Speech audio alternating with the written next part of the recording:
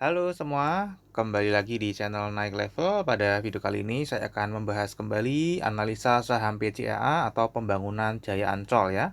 Saya sudah pernah membahas ini tanggal 13 Oktober 2023 dan pertanggal 29 April 2024 harganya di 620 atau 2 hari terakhir ini turun cukup dalam teman-teman ya. Seperti biasa nanti kita akan update kinerja harga sahamnya, fundamentalnya, seasonality, dan bandarmologi. Kemudian secara teknikal kita akan review ya pola teknikal di video saya sebelumnya dan pola teknikal kedepannya akan kemana ada harga sahamnya. Oke, ini listing di bursa tahun 2004 ya, stock split 1:2 tahun 2006. Jadi kalau teman-teman beli sejak IPO dan tidak diapa-apain ya sudah floating profit 148%, tidak termasuk dividen ya. Nah, kalau kinerja harga sahamnya ini cukup menarik ya. Masih banyak yang floating minus. Ini yang floating profit hanya waktu teman-teman belinya waktu 3 tahun yang lalu atau tahun eh, mirip mendekati COVID ya teman-teman ya. Waktu itu masih kena COVID. Ini masih floating profit namun sudah turun ya floating profitnya. Di tahun ini aja sudah turun 34%, ya cukup dalam. Ya, tertingginya pernah di 1120, terendahnya pernah di 570 tahun terakhir, dan kalau kita lihat ini sedang mendekati titik terendahnya ya. Bahkan hampir semuanya ya mendekati di range terendahnya. Nah, kita cek untuk profil company-nya. Ini webnya kalau teman-teman pengen tahu lebih dalam, lebih detail. Intinya dia pengembangan kawasan properti dan pariwisata dan rekreasi ya. Nah, ini teman-teman ya untuk struktur dari kepemilikannya. Ada PT Pembangunan Jaya, ada Pemprov, kemudian ada masyarakat, dan yang beredar tuh yang floating di KSE hanya yang masyarakat ya. Jadi dua ini dia tidak impact, meski harga sahamnya mau naik mau turun tidak ada impactnya buat mereka ya. Impactnya hanya yang megang di masyarakat. Dia punya entitas anak, ini TIJA, TJ Ancol juga, kemudian Sarana Tirta Utama, Sibres Indonesia. Dia juga memiliki entitas asosiasi ya, ini juga ada tol juga teman-teman ya. Marunda, ada Jakarta Tol ya, Bowling, Jaya Bowling, akses tol juga, ada Fauna Land Ancol, ada Jaya Kuliner Lestari.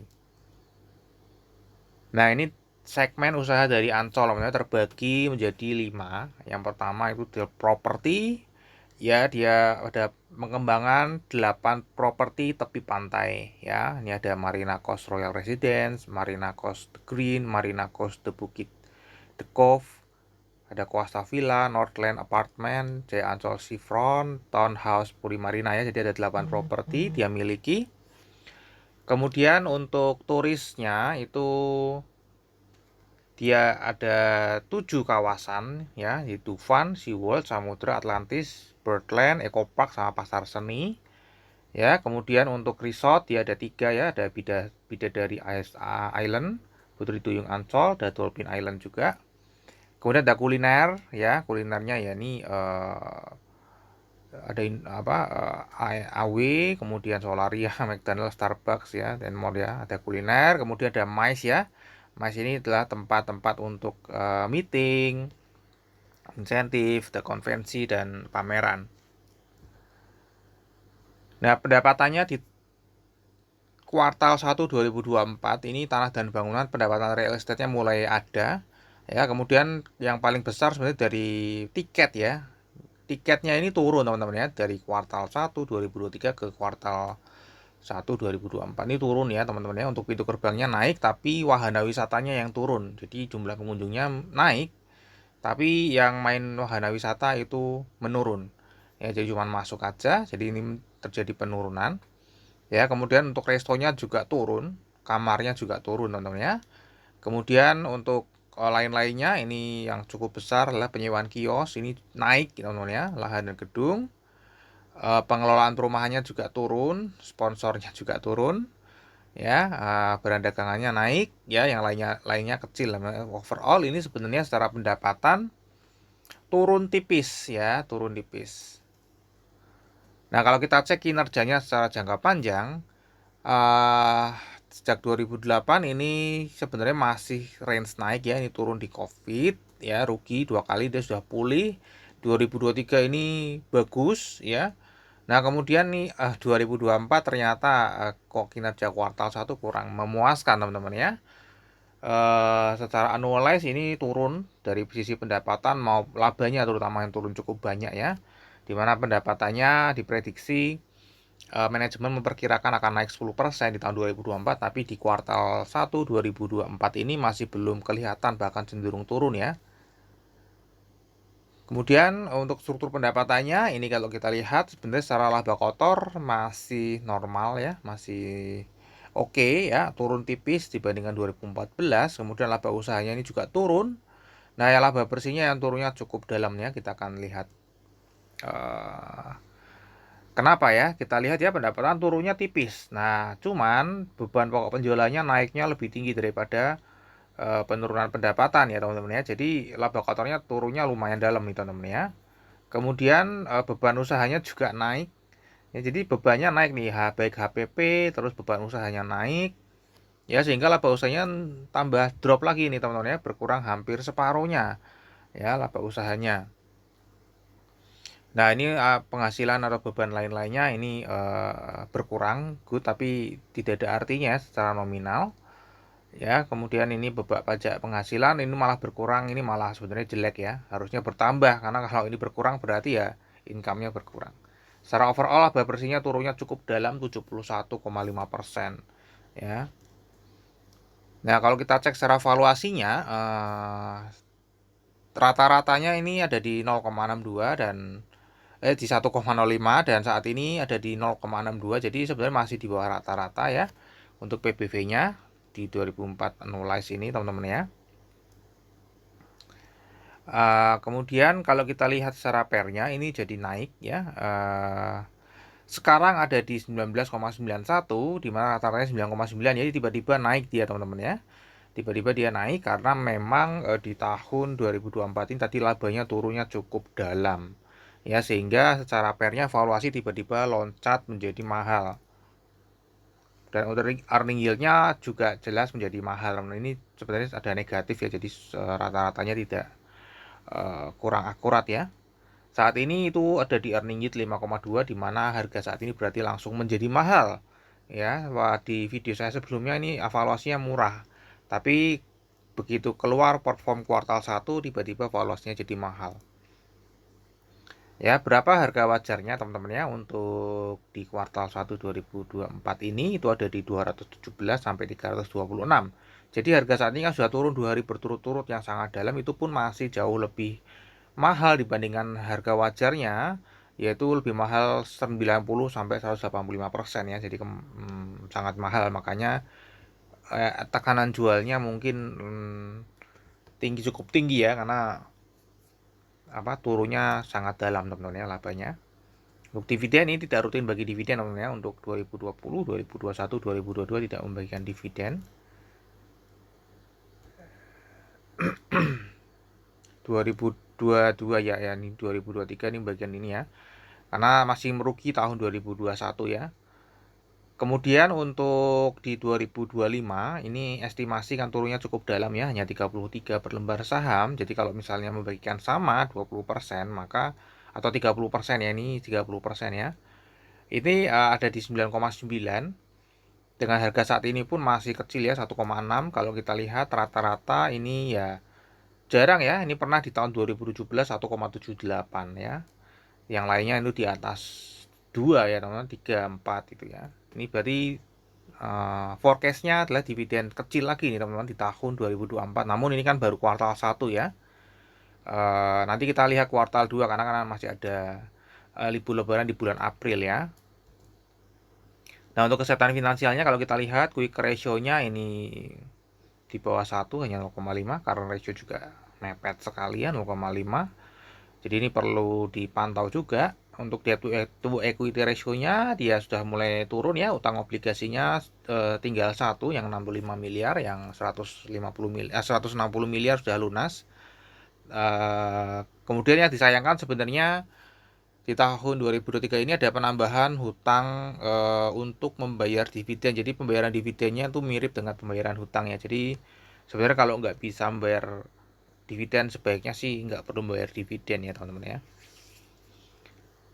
Jadi nggak perlu ambil hutang lagi gitu ya. Cuma kan hutangnya di Bank DKI Jakarta, jadi sebenarnya ya buat pemilik terbesarnya Pemprov DKI ya sama aja gitu ya. Baik mau PCAA, baik mau Bank DKI, sama-sama kantong kiri kantong kanan. Cuma kan buat investor PCA ini tentu saja hal yang berbeda ya. Kalau PCA sebenarnya nggak butuh ambil hutang, tapi tetap ambil hutang ke Bank DKI ya. Berarti kan tuh pemindahan kantong kiri ke kantong kanan aja.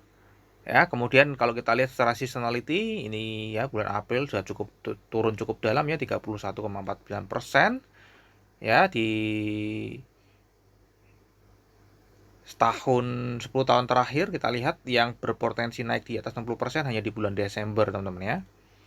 Jadi yang lainnya ini turun ya, ini masih turun. Mei nanti mungkin kesempatan naik ya, koreksi habis turun dalam mungkin ada koreksi sedikit, kemudian ini turun lagi Juni Juli, koreksi naik lagi ke atas, dan Oktober November turun lagi, Desember naik. Ya. Nah, kita lihat ya struktur pemegang sahamnya juga sudah disebutkan ya, ada pemerintah DKI Jakarta, kemudian ada PT Pembangunan Jaya. Ya, ini masyarakatnya 159.500 atau sebenarnya 10%-an. Peran investor asing di saham ini tidak terlalu besar karena memang floatingnya juga nggak terlalu besar ya yang beredar di KSE ya. Jadi bisa diabaikan saja. Kemudian kita cek kepemilikan retailnya setahun terakhir di sini naik ya, naiknya cukup lumayan ya dari 1.700 jadi 2.900 naik 1.100 dan ini masih bertambah terus. Jumlah lembar sahamnya pun masih bertambah terus sampai bulan Maret. Nanti kita lihat di bulan April ya nanti kan sebenarnya besok atau lusa mestinya datanya keluar ya, apakah ini berkurang, jadi yang menyebabkan harga turun itu apakah investor retail lokal atau bukan, teman-teman ya. Nah, kalau kita lihat di sini rata-ratanya turun, jadi yang masuk ini ya yang kecil-kecil ya, per investornya sekitar 8 jutaan.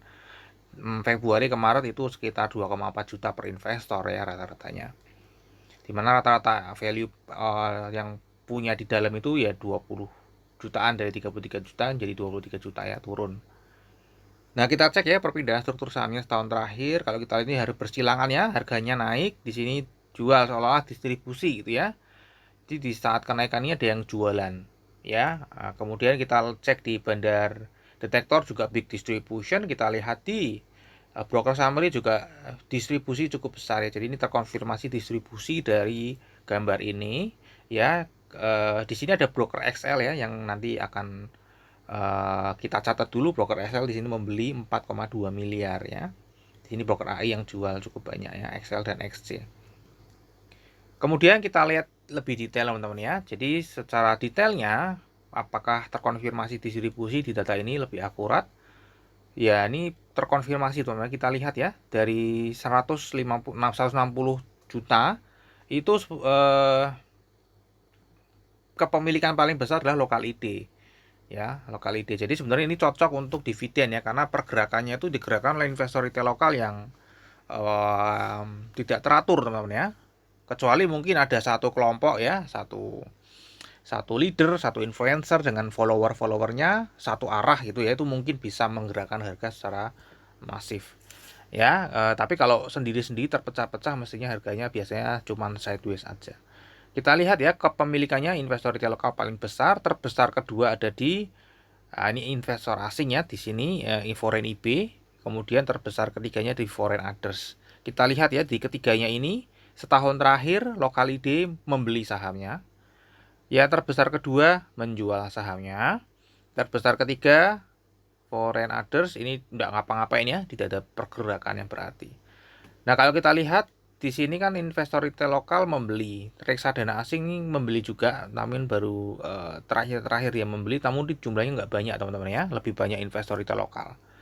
Dapat barangnya dari siapa gitu ya teman-teman ya, kita lihat ya. Jadi ini investor retail lokal ini nampung barangnya dari foreign IB, foreign ID. Nah, ini menghabiskan stoknya ya. Jadi ada investor retail asing yang buang barangnya ya, dibeli oleh lokal ID dan foreign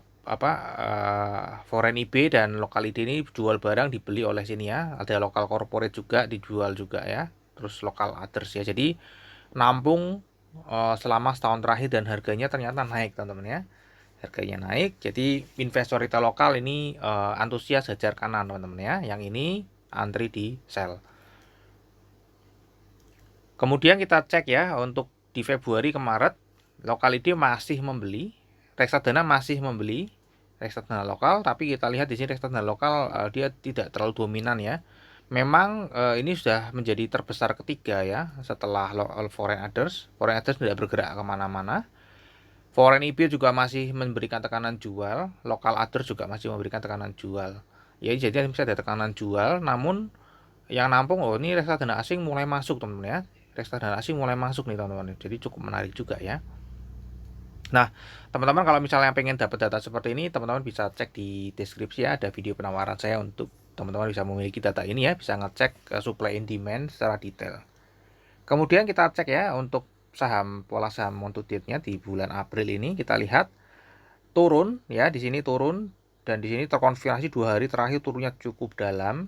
Kita lihat di sini big distribution ini turun ya, turun terdistribusi dan ini terdistribusi dan tadi kita sudah cek ya broker XL yang setahun terakhir tadi membeli ya sekarang menjual. Jadi kemungkinan yang menjual ini adalah investor retail lokal berdasarkan data ini ya. Nanti lebih detailnya kalau teman-teman sudah memiliki data yang seperti ini ya teman-teman bisa cek ya betul nggak lokal ide yang buang barang atau justru uh, yang lainnya nih kayak foreign IB yang buang barang artinya dia jumlahnya masif ya di atas 1% ya. Kalau di atas 1% ini memberikan tekanan jual teman-teman ya. Kalau cuma 0,0 itu biasa aja nih ya. Dia memberikan tekanan jual ya. Sehingga harganya turun. Nah, kalau misalnya ternyata lokal ID yang buang dan yang nampung ternyata reksadana lokal dan reksadana asing ya itu cukup menarik ya teman-teman ya. Nanti teman-teman bisa cek kalau teman-teman sudah berlangganan itu nggak berlangganan ya itu cukup bayar 1 kali untuk selamanya ya. Teman-teman bisa tahu nanti di awal bulan besok atau lusa itu datanya muncul.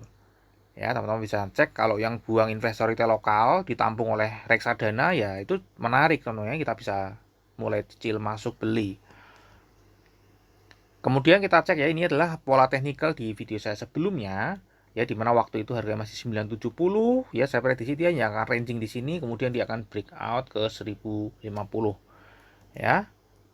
Dan kita lihat di sini ya, di sini waktu itu ya 990 dia akan ranging di sini.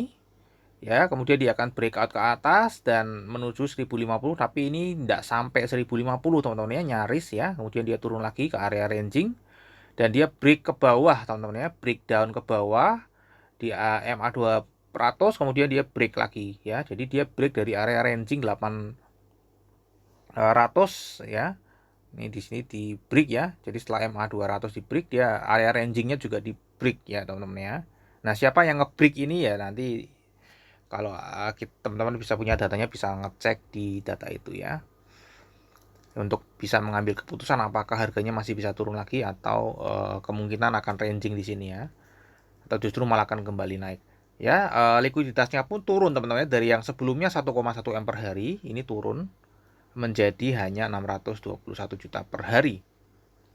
Nah, kira-kira ini harga sahamnya akan kemana ya berdasarkan data saat ini?